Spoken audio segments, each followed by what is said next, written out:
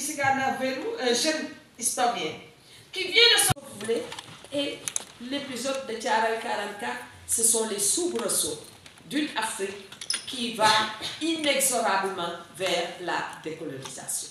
Les Occidentaux se sont débrouillés pour donner des réparations à un État comme Israël.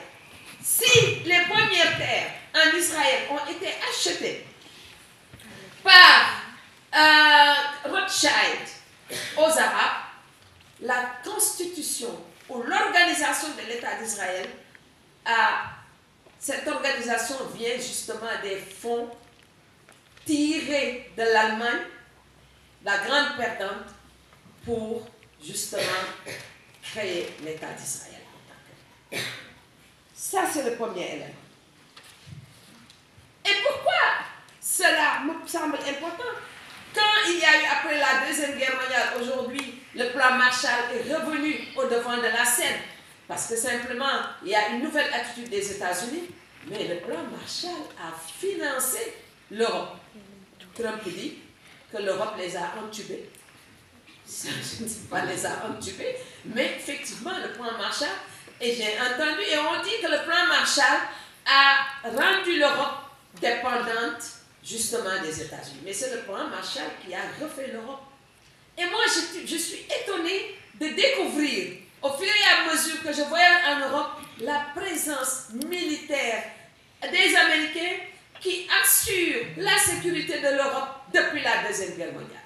Je donne l'exemple de la ville de Aven, en Italie, dans le Fribourg. Cette ville n'existe parce que les troupes américaines sont stationnées depuis la Deuxième Guerre mondiale. L'Allemagne, n'en parlons pas, la Belgique. Alors ça veut dire que tous ces pays sont soutenus à partir du plan Marshall et de la démarche et Israël. Si c'est possible pour toute l'Europe, c'est possible pour Israël, pourquoi pas pour l'Afrique qui a connu des tragédies depuis, je peux dire, l'Antiquité. La traite négrière. Il y a une réédition importante des travaux de Fanon, d'Albert Memmi et surtout d'Aimé Césaire.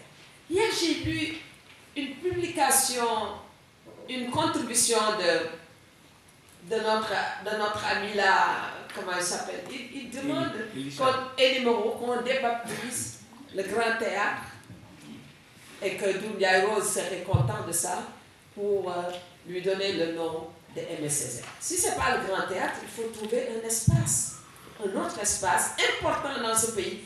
Et c'est ça pour lui donner le nom d'Aimé Césaire.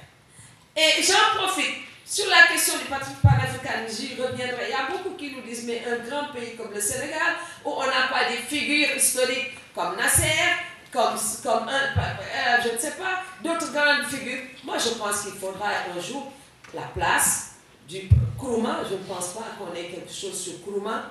Et si le Sénégal veut aller loin, il faudra considérer en tout cas cette question. Comment faire du Sénégal le pays de rencontre des grands panafricanistes et comment justement amener ces grands panafricains à être présents dans le paysage mémoriel ou dans les lieux de mémoire. Donc, il y a eu justement une redécouverte de grands auteurs, mais en même temps aussi des ouvrages qui dénigrent la repentance. Faisons très attention à ce qui se passe aujourd'hui en France. J'ai entendu l'ancien ministre de l'Éducation nationale dire « Oui, nous ne pouvons pas passer notre temps à la repentance. Non, il ne faut pas intégrer des gens comme Patrick Buisson, tous ces gens de l'extrême droite. Dire que nous ne pouvons pas accepter la repentance. Alors, pourquoi ne pas accepter la repentance ?» Et tout à l'heure, je reviens. Donc, cette politique mémorielle qui aujourd'hui concerne beaucoup de pays, et nous devons... Il y a le Rwanda, il y a l'Algérie, le Cameroun, et il faut absolument refonder le lien. Si on refonde le lien entre le Sénégal, entre l'Afrique et la France, on ne va pas refonder les liens, mais on va refonder les liens sur la vérité, à partir de la vérité et l'acceptation de cette vérité. Alors, le professeur Abiola en a parlé, et moi j'ai deux questions importantes et fondamentales par rapport justement à ce qu'on doit faire en Afrique aujourd'hui, après cette commémoration de Tchareka? Alors, la première idée, c'est sur les réparations. Vous savez, moi, j'étais absolument contre les réparations.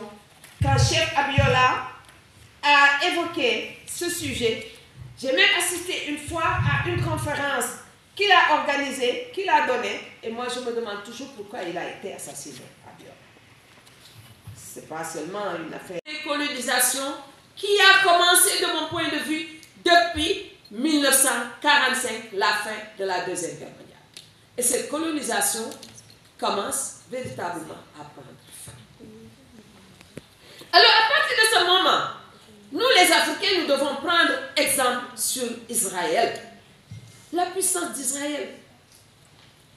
Et Israël tire cette puissance, c'est vrai, aujourd'hui il y a beaucoup de violence, mais Israël s'est imposé sur la conscience des Européens, des Occidentaux, sur cette conscience, et nous devons nous imposer nous aussi sur la conscience des Occidentaux par nos actes, mais aussi par notre volonté de nous construire et d'une jeunesse engagée, d'une jeunesse qui ne pense plus à partir, mais d'une jeunesse qui se dit, nous allons nous battre et relever les défis en Afrique. Et c'est comme ça que nous allons nous imposer sur le reste du monde.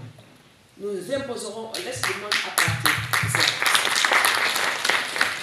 Donc, ce que par exemple, les versements, depuis l'accord de Luxembourg, en 1952, il y a eu à Israël un versement d'environ 1,53 million d'euros. La question des réparations constitue un enjeu politique important dans les relations entre Israël et la République fédérale d'Allemagne. Elle s'élève à quelques 82 milliards d'euros en 2022. Et ça ne s'est pas arrêté. Jusqu'à présent, ça continue. Il y a ces réparations, mais il y a aussi le groupe de toute la diaspora juive qui contribue chaque année. Cette diaspora organise Combating Antisémitisme.